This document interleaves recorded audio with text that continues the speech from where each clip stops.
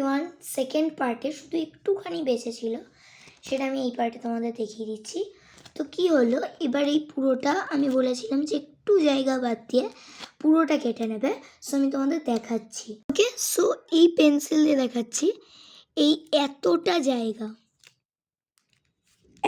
জায়গা বাদ রেখে পুরোটা কেটে দেবে। আউচ।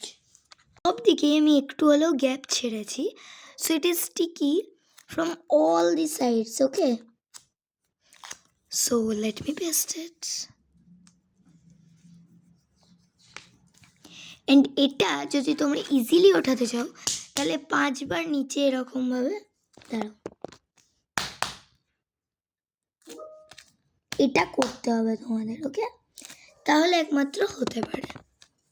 তাহলে লাগালাম, আমরা এখান থেকে উঠিয়ে দিলাম, ঠিক আছে। सो এটা পুরোটাই टेप का कमाल है। सो टेप के लिए एक लाइक किए जाए।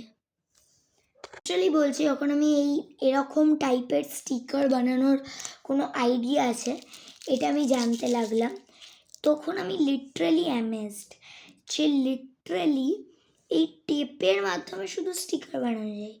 আমি ভিডিওটাকে 1000 বার দেখেছিলাম, তারপর গিয়ে আমার মাথায় ফিজিক্সটা কাজ করলো, তারপর আমি এত সুন্দর আইডিয়াতে শেষ পর্যন্ত বানাতে পারলাম। সবাই বলে যে যে বাটার পেপার হয় সেটা দিয়েই শুধু স্টিকার বানানো যায়, বাট নো, বাটার পেপার ছাড়াও স্টিকার বানানো যায়।